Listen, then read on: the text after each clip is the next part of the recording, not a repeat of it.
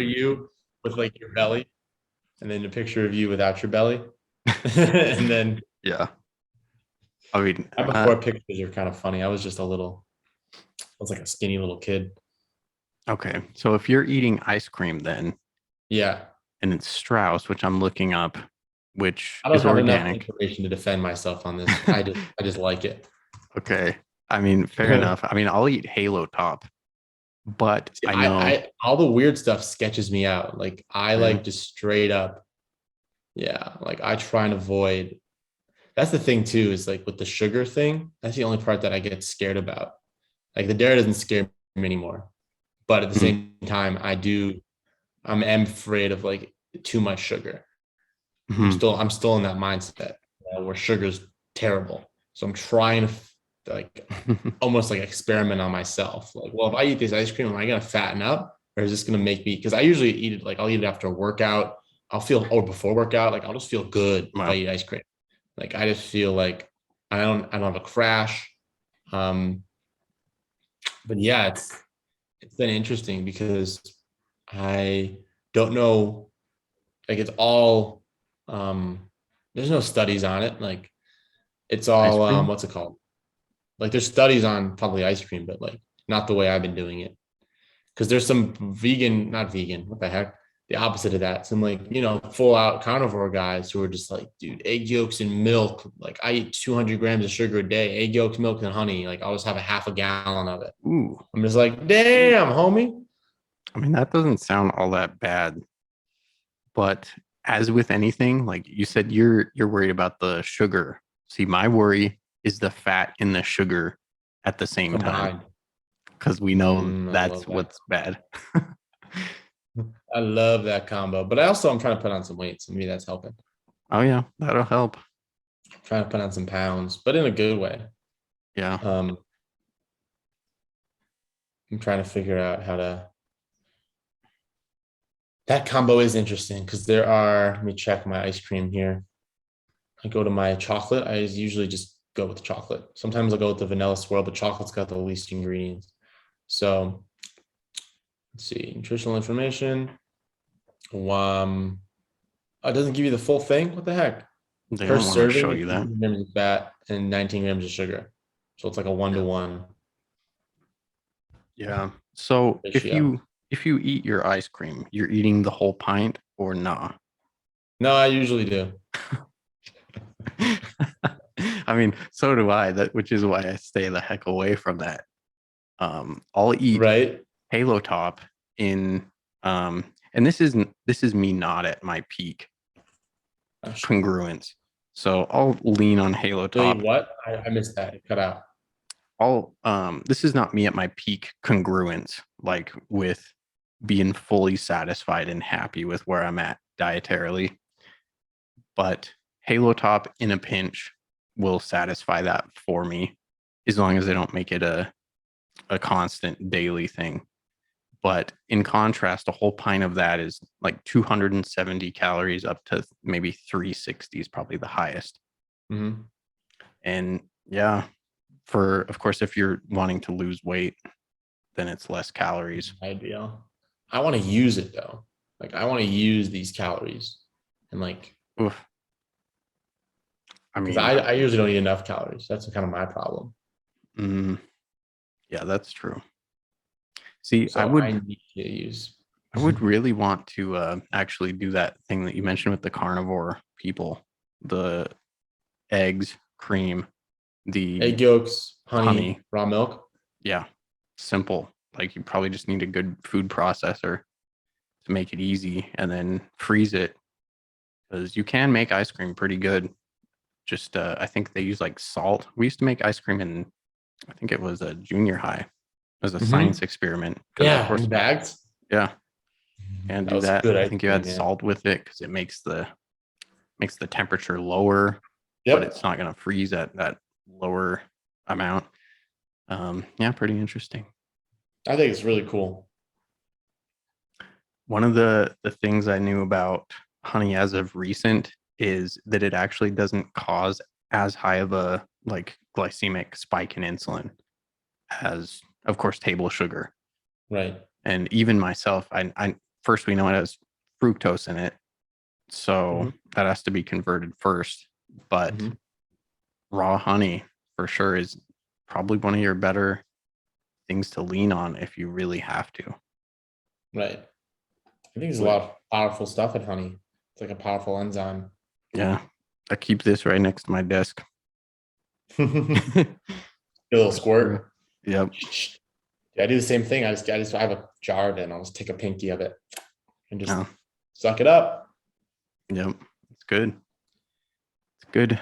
Nothing like being fully shredded, like to maybe 7% body So fat, that's and then filling up with just a bunch of honey, like 2 good long squeezes of honey as a pre-workout. You get massive. Like your muscles that just makes sense fill up. actually. Yeah. Your veins just get freaking bulging because you're Dude, I gotta do that. I gotta do I just gotta work out more. I don't think I have to change my diet too much, but I definitely have to work out more. I'm starting to do a routine 3 days a week. Pilates with hotties one day. My friend has just got a tonal machine. So like it's like bodybuilder workouts, but digital weight. It's not like because I don't have a gym access here. So I'm trying to think of things that work for me. And that would be, digital machine workout weight. But it's easy for me to do. Like my big barrier is like consistency. If I just have something that I get to go do, that's why CrossFit was so easy for me because it was like I had coaches that I knew, I had friends that went, I enjoyed going. It was social for me. It was I was held accountable. But yeah, I would do that, and then he's got an ice bath, so hit the ice bath after that, and then another day a week I'll go to the track and do a little track workout, a couple sprints, some body weight stuff, pull ups, push ups, maybe wear my weighted vest, do some band stuff, do some stretching, some of Sumer's stretching protocol stuff, which I think is really beneficial if we can incorporate his information. He does some really cool out of the box thinking on how the body works and the mechanics and how to optimize how your body moves. So yeah, and how not to be injured basically. So yeah. that's where my head's at now is like, how can I get a consistent routine and then not eat so much ice cream? I just wish I had more like calorically dense meals, but out here it's been interesting. I try my best to eat, but because I'm so picky, it's like I don't just settle for like a big meal. Like I have to cook it myself and it takes time and effort. And if I don't have food or if I don't prepare ahead of time for it, I just kind of eat the same thing over and over again. Yeah. That like preparing for it is pretty much the game changer thing, because if you aren't prepared for it, then you will just fall back. That's pretty much how me and Lindsay was when we were moving, because we're in the process of moving everything, including our food. So it's like, no, we're not going to prepare anything. Everything's in storage, boxed up, or we're still going back and forth. Air So fryer. yeah, exactly. So, but yeah, I mean, today, like, I'm wondering what a big meal is for you. Cause, well, yesterday I had cooked up half a pound of ground beef sirloin. Sometimes I'll eat the full pound. So I ate half of it, about a whole sweet potato, just steam it right up. And then I had what's left over of my um, bamboo rice. And that was a big meal for me. And I was still a little bit hungry. Like, what does your big meal look like? Or what do you think it is that makes you so satisfied or satiated really quickly? I'm starving right now. um, I usually will eat a couple of veggies, a fried butter, and then I'll add some kind of carb, but I won't, if I add pasta, like cassava pasta, I'll eat that with my food. But if I eat a sweet potato, I'll eat it after my food. I won't eat it with my food usually. And then I add meat, usually half a pound of ground. And then I'll add the vegetables and then some kind of like seasoning sauce, like a tomato sauce. But I try to keep it clean, organic, simple as possible. And then I'm usually pretty full after that meal, but like I know I could eat more if I really wanted to, but I just don't because I'm like, well, I don't want to eat all my food, I'm trying to like be smart with my food and not just go nuts. But then some days I'll have friends who like have leftover food, or I'll eat someone else's place. And some of my friends are pretty health conscious. So I'll eat their, like yesterday I had a seafood curry with coconut milk, ton of coconut milk, and a bunch of vegetables. Got me super gassy, worst smelling farts, but it was tasty. Yeah. But yeah, so I'm trying to chew Well, more. I mean, A lot of chewing. so you, correct me if I'm wrong, but you said earlier that you're not like, you get full too quickly, so you feel like you're not able to eat enough. Yeah, yeah. I Okay. definitely I get really hungry. Like right now I'm really hungry. And then I'll eat a meal and I won't need to eat, like I'll be satiated. And that's usually when I think it's a mixing thing. If I mix my carbs and my proteins and a little bit of fat, I don't really eat a ton of fat other than the butter and the fat from the meat. But if I mix all my food into one, like I'll usually just eat a steak by itself, and that doesn't like satiate me. It tastes amazing, but I'm not like full after that. I just get some more energy. But when I eat my combination meals, that's when I'm usually the fullest, and I'm just like, oh, I'm good. And then I get hungry in a couple hours, and then I have to eat again. But yeah, usually is that combination of the carbs and the proteins and a little bit of fat. But I find, because I'll eat that, or I'll eat potatoes. I'll mix potatoes with something. I like to eat potatoes with like ketchup, like organic ketchup, and then have that with like ground meat and vegetables, like a little shepherd's pie kind of thing. And that's pretty yummy, but that fills me up pretty easily. It's not like I'm bloated. I'm not like, oh, I can't have another bite, kind of full. It's just like, oh, I'm good. Like I'm not hungry anymore. I'm hungry now. Jeez Louise. Morning. This is my hunger time. My ghrelin is just, Yeah. which one is it? Yeah, ghrelin. Rumble ghrelin. That's how I remember it. Yep. I mean, potatoes are very satiating in general, but Love them. what I would do is, this is not to cut down on your ice cream habit, but it kind of is, if if you want, because you're eating ice cream because you're like, well, I need to eat something because I don't eat enough, is what you're saying, right? And I also just enjoy it. Yeah. Well, okay, then just think of it in this way to see where you're actually at. Like Chronometer or MyFitnessPal, actually log in your stuff and see, because you might be surprised. I'm picturing you at the end of the day getting like 3,000 calories, which is cool, plenty sufficient to do a lean bulk. Right. So, and if not, of course, add some nice grass-fed butter or ghee or whatever, and you're there.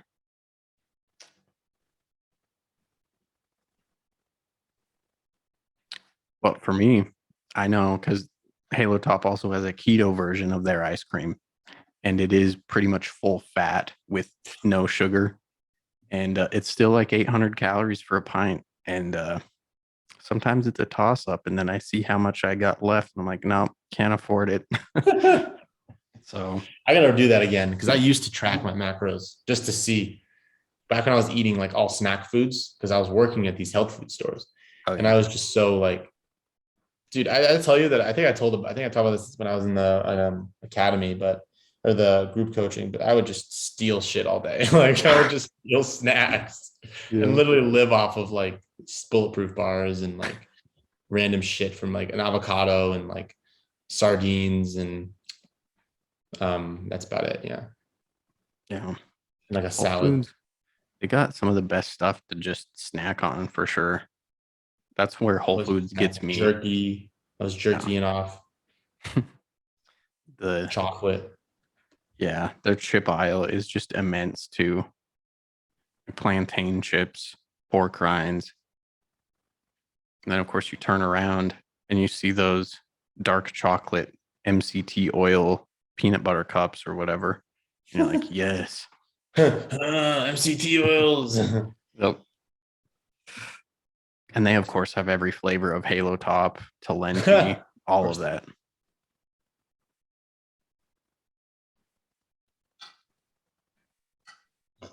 Oh. Non-denatured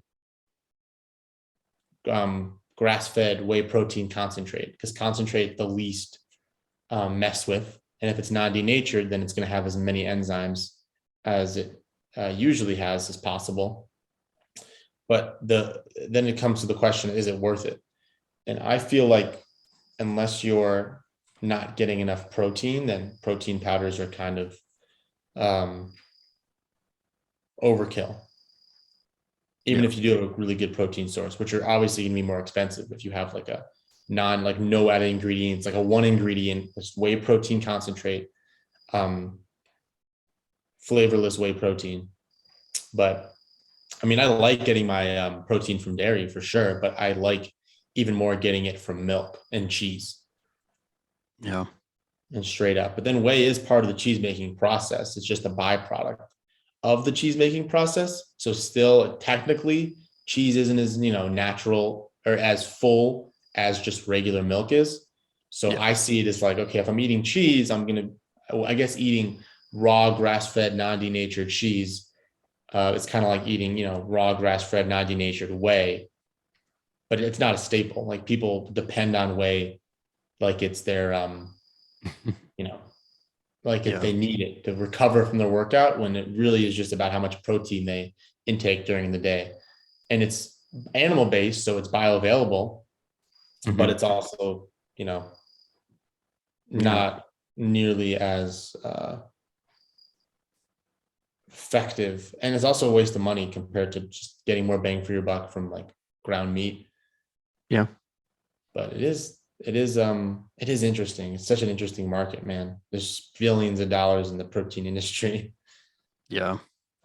I mean, I think one of the reasons why so many people look to protein powders because it's almost the only type of protein they can get that's not cooked, And I mean, easy. Sort of have quality. 2 scoops. I had 2 scoops to my protein. I made and then I go to their macros, like add 30 grams of protein, put that in my macros. And at the end of the day, they have, I watched all the bodybuilder videos. Like I've seen them throughout the years. It's like they're what they eat in a day kind of thing. And they always just add protein powder, the most obscure shit. And they're like, I add protein powder to my, my oatmeal, protein powder to like, I have protein shake. And then I add protein powder, 2 scoops. Even if the CrossFit community, they would always add protein powder to shit.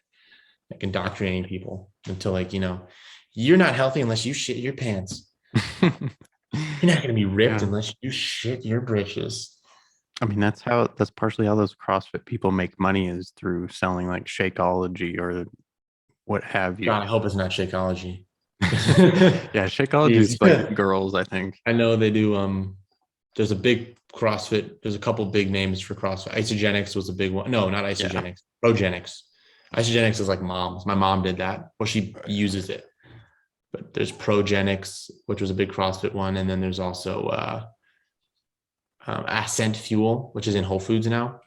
That's a big protein that they promote in the CrossFit world. And they're just like, we have less ingredients, so it's more pure, but it's the same crappy, non-grass-fed whey protein, hyper processing. But it tastes good and it's part of the brand. So it's like, I need more protein. I mean, I was in that trap too for a while. Yeah. So. Yeah. One of my old friends worked with, or he was like a back end person for, Herbalife. And of course all that stuff is fine. But the real people just get off on not benefiting because they don't make things fundamentally basic so they will work. Like the guy on the webinar, for example, dude was literally only getting protein from whey protein, and that's not going to really get you much because it's only giving you a specific profile of amino acids. Of course, hyper processed, you're not getting the enzymes regardless. So if you're topping off your protein at the end of the day with the protein powder shake or something, that's totally fine. That's how it's meant to work. And if you truly ask a bodybuilder that is going to be honest with you, that's what they mean. And of course, so many people are told, hey, show us what you eat in a day.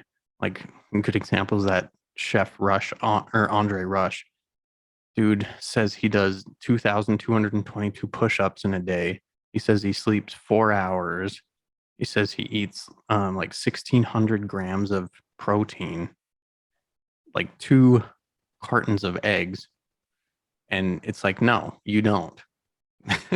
Like, you're just being dishonest right now, so people think that you're special or something.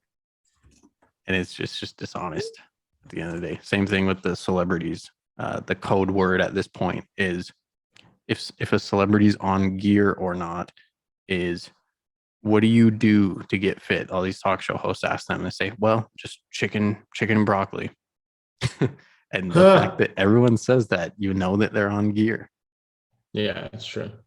Because those things kind of suck. I mean, broccoli's okay with cheddar cheese, you know, it's tasty. But too much broccoli just gives me gas. Yeah. Like vegans. And then chicken, I haven't had chicken so long. Chicken is high in linoleic acid too, omega-6. But yeah, I just don't know. I don't think I can find any clean chicken. Like, all they feed the chickens are seeds and soy and corn and wheat. Like, you're just basically eating a byproduct of those things. Like, when you're eating a cow, it's grass. You're eating a cow's, it's able to transform all that grass because it's natural diet. Chickens need to eat bugs. They need grubs. They're not vegetarians. They need to eat animal products like bugs and grubs and worms. And that's what makes them so nutrient dense. And now almost like gamey. Like, people here would mention, if you get a turkey, like a wild turkey, and you eat it versus getting a turkey at the store, the turkeys here taste gamey versus the other turkeys, because the turkeys here aren't fed what we're used to.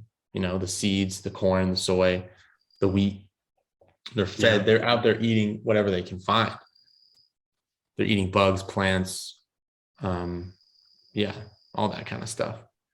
So I found that interesting too. But turkeys definitely, like, I want to get primal, like Ted Nugent style, just hunt for food and just eat what you hunt.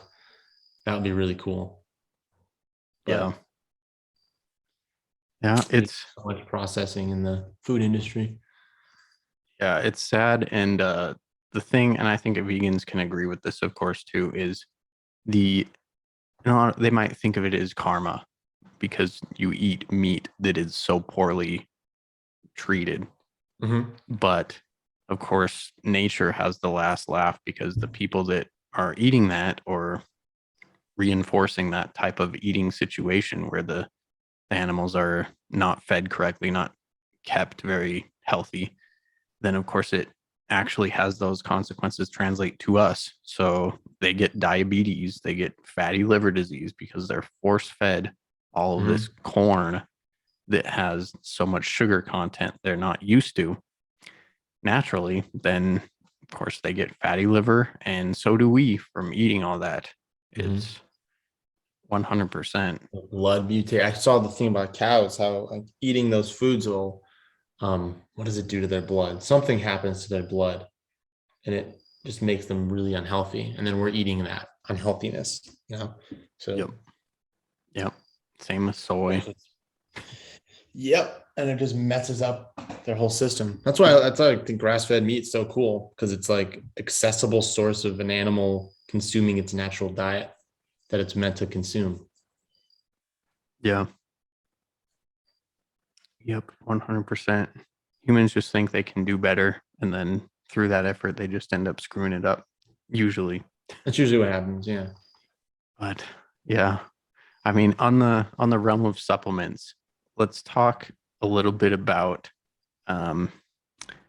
just supplements like pre-workouts. So you mentioned earlier, like food additives. They add these different things into food because it's part of the process, and it has some desired out effect that probably won't serve you dietarily, but it serves the product and the people that are into it. Is there anything you know of that that would be concerning outside of protein powders that a lot of companies add? Like add to their product or a product in general? Yeah, just add to the product, like regardless of Thickening agents? benefits. Yeah. I mean, so Oh, I hear in supplements magnesium stearate a lot, and of course they just say it's a filler. What's the deal mhm. with that?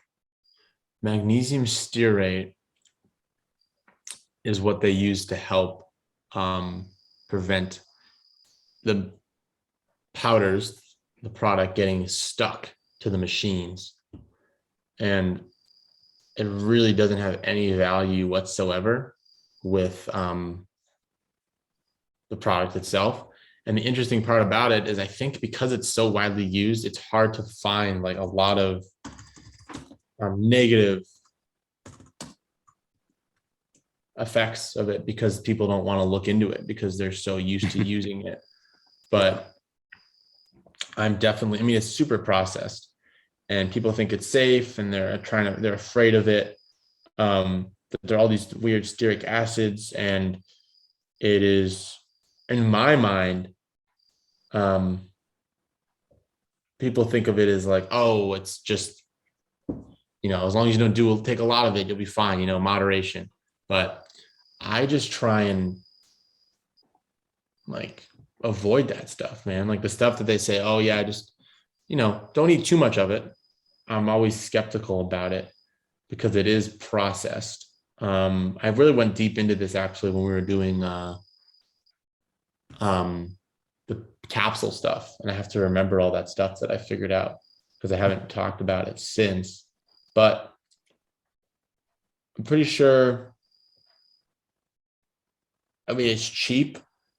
It helps Yeah. with consistency of pills. It's just like it's just such an easy way out, and I just see it as such a cheap a sign of cheapness. The Yeah. company is like, oh, we'll just throw some mag stearate in there. Like they don't really care about your health. They just want to create a product as cheaply as possible, which makes sense. But I know there's ways to not have to use magnesium stearate. It just takes more work, and people just don't want to put in that work. Yeah. That's a part of it for me too. But the health detriment of it is really interesting because I don't know because there's different words for it too. There's stearic acid, there's magnesium stearate, like there's different acids that you'll see in ingredients. Like, why are there these acids? Like, what is this? A chemistry experiment? Yeah. So a lot of it, I think, really affects the gut. That's where my thought process goes first is like the gums affect the gut. Like maybe it doesn't affect your macronutrients, you're not going to look at it, but it could affect your organs. It could have a bad effect on your liver has to process it. Like there's different things that, Yeah. like of course, carcinogenic, toxic potential.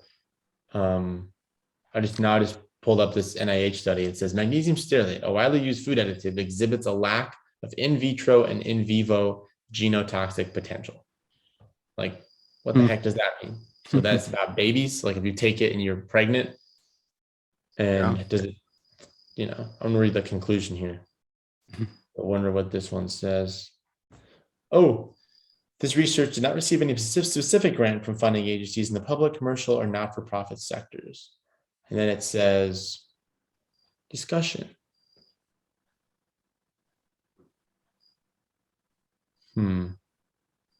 I mean, There was also no human data related to magnesium stearate toxicity. what's interesting to me, and I think what the what it might come around to with magnesium stearate specifically.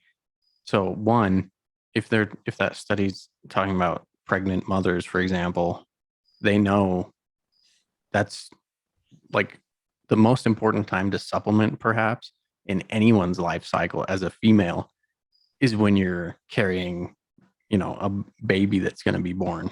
That's number one. So they're probably on so many different vitamins and mineral supplements regardless. So it's good that they're going to the root of the source with that for pregnant mothers. But in terms of magnesium stearate, I wonder if it's kind of like a good guy, bad guy, like joining together.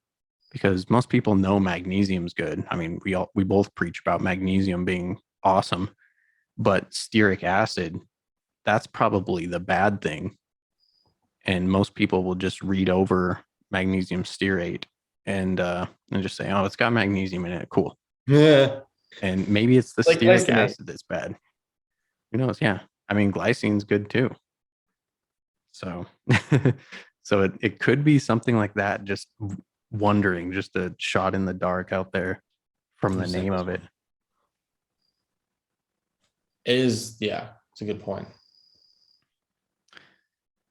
Yeah, I wonder about that. Buzzword too. I mean, one thing that I talk about all the time to people, and some people know this, but yeah, let's see, magnesium stearate, harmful or harmless?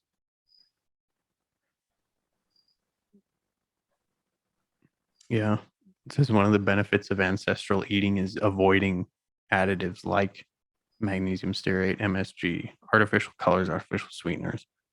Definitely carrageenan, they bring up. I talk about that all the time in dairy. I find it complicated because some people, I don't know where to trust because a lot of people use it, so they're trying to defend themselves. Right. Like I know Dave Asprey did this when his new bars came out and they had sunflower oil in them, and he had to backtrack on all these things he had negatively about sunflower oil because he was like, "Oh, it's not a lot," and like he was backtracking on because the product that he promoted now has sunflower oil in it. So I'm trying to find some stuff supporting it, and some stuff like not supporting it. Because it seems like supporting it is just like, oh, you can still buy my products. Like, don't worry about it. I mean, check out a link that I have in my tab on our sheet. Today, I watched a video, surprisingly exactly about sunflower oil, and the title is essentially, let me bring it up so I don't quote it wrong. Have we been wrong about omega-6 fats? Parentheses sunflower oil. And he pretty much talks about linoleic acid, like that's the thing that we're trying to avoid. And you brought this up too. But what they've shown in some type of study, and let me find which study this was, the Journal of Nutrition and Metabolism, they have a study where it shows there's no dose-dependent relationship on having linoleic acid in your diet and then converting it to arachidonic acid, which is where things get out of hand and kind of set the stage for that inflammation and what we don't want in people. And what they found is even like someone consuming 551% from their baseline of linoleic acid, there was no change in arachidonic acid amounts that were just floating about. So, I mean, it's kind of weird that that didn't happen at all. So it could be more that omega-6 fat quality varies, and you have to go down to the specific fatty acid and see, of course, and this may differ from person to person based on their individuality and if just historically or ancestrally they are able to handle nuts and seeds, for example, in their diet more than someone that's not. So, of course, you still want to get more omega-3s just by the fact that it's not in our diet as much as omega-6s are, and they compete for that same enzyme. But some people may be just fine with a high amount of sunflower oil or PUFAs when it comes to those like linoleic acid ones for specifically. So definitely check that video out that I sent you. Yeah, I will. From our good boy, Thomas DeLauer. Oh, Thomas. Yeah. I gotta find Mercola's video about that too. That's how I first heard of linoleic acid, was Mercola's 2021 Upgrade Labs video, but he's so censored right now that like it's so hard to find his videos. He has to like post them and then take them down. I'm like, where am I gonna find these videos when I want to watch them again and learn from them? I think it was only up for a couple of days, which is like frustrating. So he just needs to go to BitChute or something. Yeah. But BitChute. I just actually saw a this red pill vegan account just posted, not just posted, but the video is Dr. Sean Baker, the carnivore guy, testosterone lab blood test update 2021. Huh. I wonder what his T levels are like, because he's full carnivore, but he lifts like a crazy person too. But he only eats steak. Like, yeah. It's interesting. I mean, when I look at some of the carnivore guys, it's like, do I want to look like them? And I look at him and it's like, no, not really. no, not really. But I mean, yeah, if it works for these guys to just deal with their inflammation and issues with plant foods, it's like, dude, I mean, yeah, eat for yourself. And one interesting thing, of course, I pulled up Matoli Valley Naturals. Their whey protein contains sunflower lecithin. So yeah, all their flavored shit is all so it's a flavor thing when it comes to that.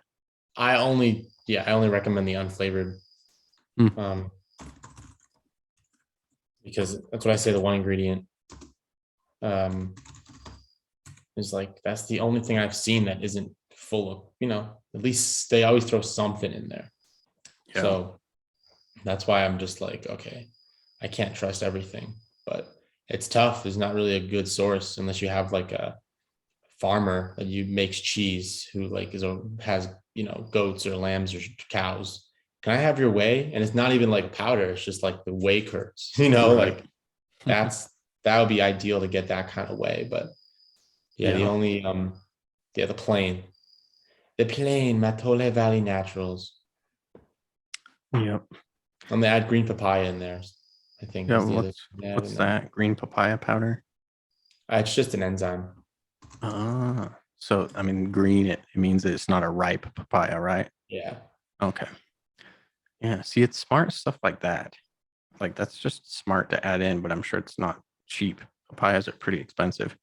Right? I mean, they grow here like candy, but they're hard to get around. Yeah, they're in Hawaii, but all the other 49 problem. states. They're on an island in the middle of the Pacific. Yep. You can't even ship stuff out of Hawaii. Jeez. But yeah, I used to take this stuff because I would take whey protein. Actually, what I really took was the stuff on Amazon. It was like a huge bag, a 5-pound bag of organic whey. It said raw organic whey, USDA certified organic whey protein powder, happy healthy cows, cold processed, undenatured, 100% grass fed, plus non-GO, plus RBGH free, plus gluten free, unflavored, unsweetened. And the ingredient is just organic whey protein concentrate. But I would go crazy with this stuff. Well, I wouldn't go crazy with it, but I had a 5-pound bag of it. It just lasted me forever. Yeah, that's a $140 bag or so. Right? This one's I don't know why this one's so cheap, but the canister. I guess you can look at the labeling here. See what kind of crate. Did you send the what? The Tommy D. Yeah, the video you're telling me about. Yeah, let me do that. USDA certified organic, non-denatured organic whey, raw. Of course, first thing that comes up is whey protein isolate from Optimum Nutrition.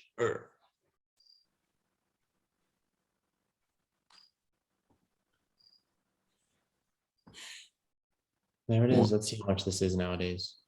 Won't even let me get a pound of it. 5 pounds. Interesting.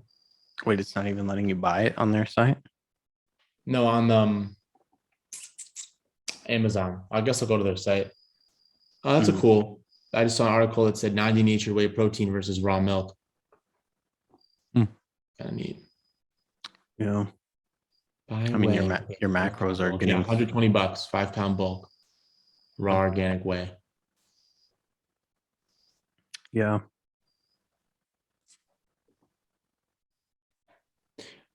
You know what's also weird is that they say the words 100% pure organic.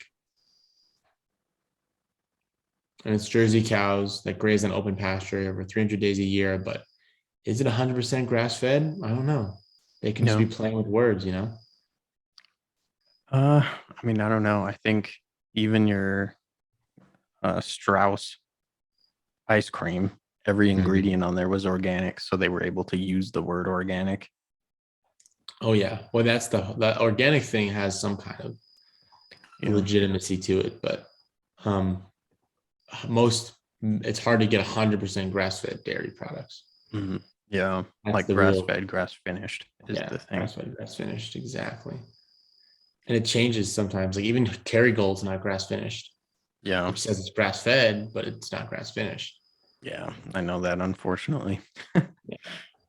You gotta like either find like a local Amish person to just hit the hook up or deal with it. Yep.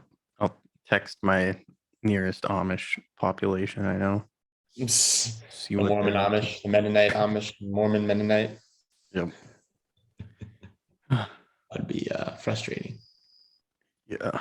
One of the things I did recently with Lindsay is we went to Red Lobster, and she's been branching out, being more pescatarian from just being vegetarian. So through that, of course, she got her lobster tail, and I just got a really small sirloin steak. Took a bite of that, and I was just thoroughly disappointed. Yeah. And I'm like, I think Butcher Box has just spoiled me.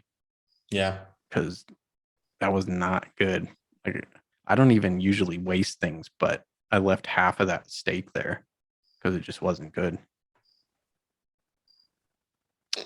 Tough going out. Yeah, it's tough, especially when you pay that much. God's sakes. Exactly. I could just, get a nice little steak. Way better price. Yeah. One really interesting thing I also wanted to bring up when it comes to supplements is supplements that have an actual purpose, but the purpose is to make you feel like it's working. To kind of promote the workout. Yeah. So like to promote the what is it? What do they call it when you get like a sugar pill instead of the real stuff? Placebo? Yeah, placebo. So it's essentially reinforcing the placebo effect is what it ultimately is truly doing. And so you think about this. I mentioned this in the book, of course. Someone that's brushing their teeth first thing in the morning.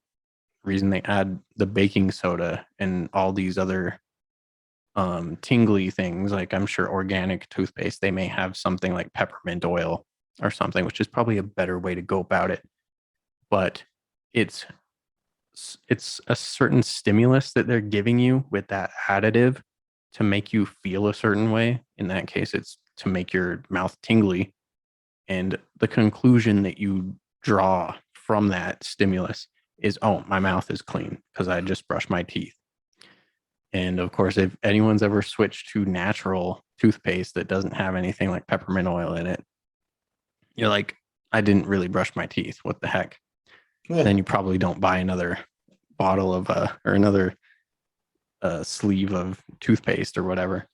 So with that, in the realm of pre-workouts, beta-alanine, most everyone has probably heard it because they've wondered about the itch. And of course, there's the beta-alanine itch. Have you ever taken beta-alanine straight up or had that? Oh yeah. Yeah, you get the itch, and sometimes they'll throw in like double at you, like not quantity of beta-alanine, but they'll throw in niacin. Of course, we've done niacin flushes before. Just break out in specific areas, get that blood flow. Yeah. Well, I mean, if you know what you're doing, but all these people taking pre-workouts, they have no idea what the fuck they're doing. No idea. So they get, and I've had this happen too. I'm literally like at the gym, just starting my workout, and I'm breaking out. Like I have splotches developing on my elbows, my back, and just crazy shit. And it's what they're trying to do is make you feel something. So you think the pre-workout is working because they've underdosed the pre-workout to shit. And, and then just throwing shit at you to make you feel think something. like, yeah. I mean, you want to move when you're really tingly a little bit, literally get the blood flowing elsewhere. So it's not concentrated in uncomfortable places like your butthole or your ears or your back, whatever. So it's just interesting that there's that psychological play too, like where it's magnesium stearate to help through processing, whatever, versus them actually trying to hack your brain into thinking that their product is very high quality and it's working. Right. So just kind of sad. And all these people, all the bro science people out there will be like, oh, beta-alanine does work. It's like, yes, you're going to have 3 grams of that. 3 grams, 3,000 milligrams. And their pre-workout is not giving you sufficient amount of even beta-alanine to have the effect required. So it's purely for feel. And any person that's honest with you that's a supplement formulator will tell you exactly that. It's just a filler to make you feel a certain way, to make you think it's working. So, sucks. But facts. Yeah. The industry itself is not meant for us. It's meant to make repeat customers. It's not meant to make us better. Yeah. It's just brilliant marketing. Yeah. Marketing is powerful. Same thing with I'll go as far as to diss on, what is it, Optimen or something. They're Optimen. OPTI men. It's a pretty brand? Huh? Is that a brand? So it's ON Nutrition. Let me see the brand. Here, get my charger. Optimum Nutrition. Oh, Optimum Nutrition. Yeah. So the very, the thing that you'll see most bro guys taking their vitamins from. And they had the whey protein thing for a while. Oh yeah. So I mean, they probably sell these at Walmart too. So it's good. But I know, because I've fallen into that trap, of course, early on lifting days. The only thing that I noticed was that my piss was orange because I was peeing out all of the vitamins. All of the beta carotene, vitamin A's, B vitamins, all of that junk. And I think some guys look at that the same way. They're like, well, my piss is a weird color, so it must be working. So there you go. You're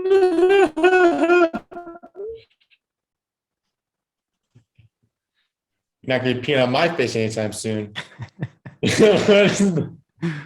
that SpongeBob meme with the guy with the pizza, and it's, instead of saying pizza, it says ass on it, and then it says when you eat her ass and she won't piss on your mouth after, and it's like, how am I supposed to eat my dinner without any drink? Well, okay, let me see this meme. I've seen this meme. Yeah, it's like the what you eating first meme, and the girl is, of course, she's got her butt out with her one piece, and it's her next to a pizza. That's the meme you're talking about, right? Wait, what meme? Send me that. I don't know what that I'll send it to you right now. Let's send it in the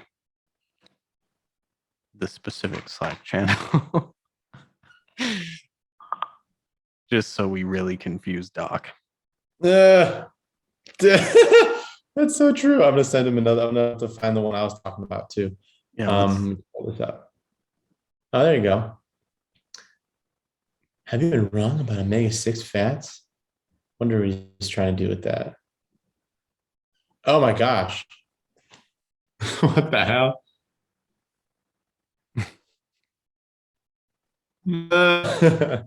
Sydney, is that what you want to hear?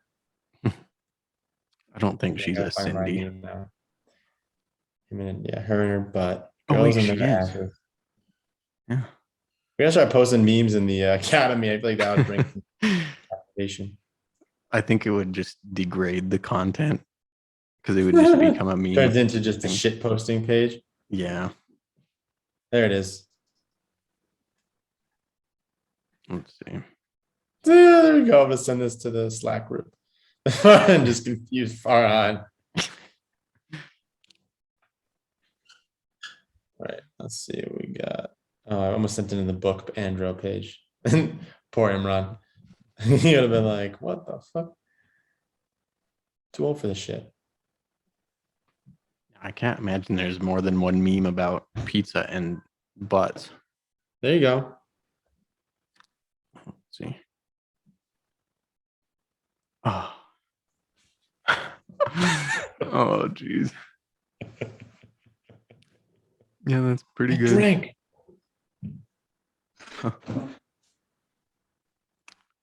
Yep.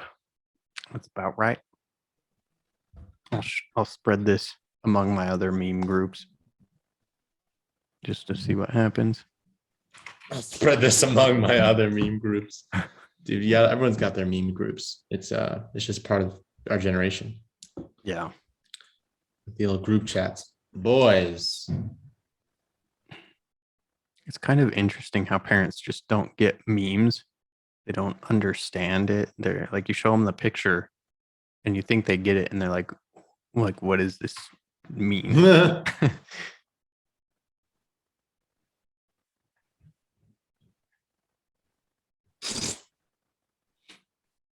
I just open my friend's meme page. Like they just post random memes in on GroupMe. There's just the weirdest fucking memes. It doesn't make any sense. Did you said it was a picture of Biden and it says politicians be like mandate this, mandate that, and then it says man date some bitches. Yeah. Poor Joe. I bet you Joe Biden's on TRT. That would actually make a lot of sense. Yeah, like he's probably on a bunch of stuff. Oh yeah, he's probably on so many nootropics just to hopefully do something so he can rub two brain cells together. Anyways, did you see that mushroom guy that I sent to you on Telegram? The guy that's hunting mushrooms? Yeah, I did. I watched the whole video. That was pretty good. It was like maybe 20% informative, and you're like, oh yeah, I thought that was turkey tail that he was just pulling off from the stump there. And then he's like, I don't know what the fuck this one is though. That's about right. I don't know what the fuck this one is though. As a humble mushroom hunter, sometimes you just don't know what the fuck you're looking at.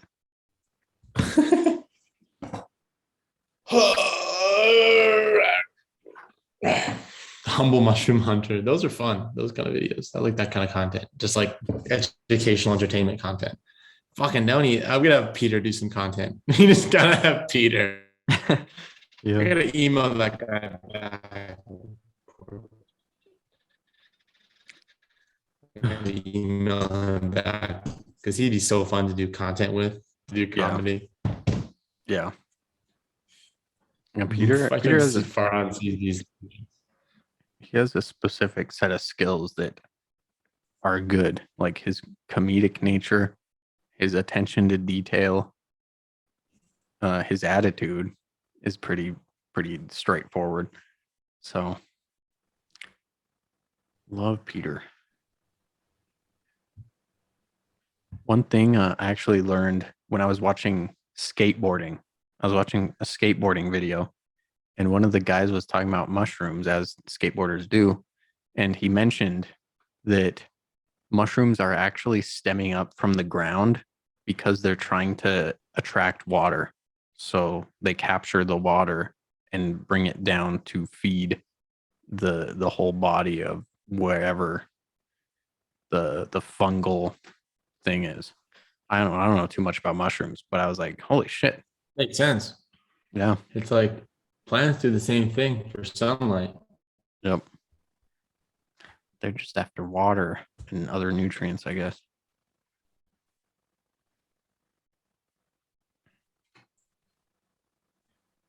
I think that's a pretty amazing and adaptation. They're alive, man. Plants have feelings too. Yeah. Yeah. Some of the people that do ayahuasca or DMT or something, they end up having just a not like a come to Jesus moment per se, that probably comes after, but they have a come to nature moment where they're just so thankful for everything. And they're like, we're here for the animals and the plants, and we're all one. And that's my imitation of someone that's just been through a DMT experience. But it's true. It's true. That is how they feel. Steve Jobs said that. He was like sitting under a tree and the tree was breathing.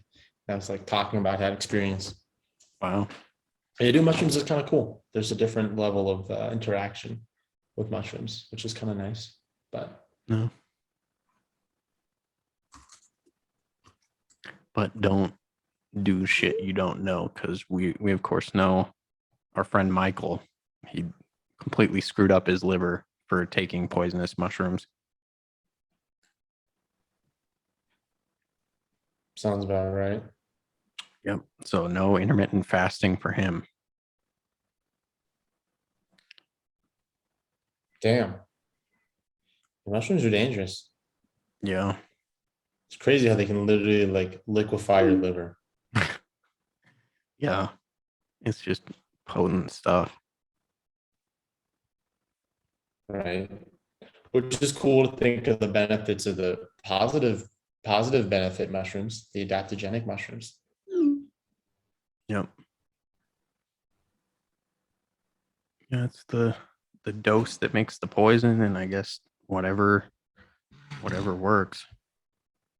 Just that's crazy too, because knowing some specific mushroom may help you, but you actually have to dial in the amount as well. That's a whole nother level of experimentation.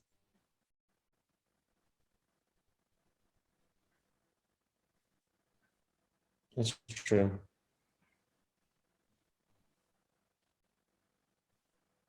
Trying to get that for the next product launch. Immune D. Yep. Secret, That'll be fun. top secret stuff. We gotta get Aphro-D samples in. Once they come in, shit's gonna be real. So I have to get samples to Imran. It's so hard to send Imran stuff in Bali, Yeah. but it'll happen eventually. Yeah, sorry.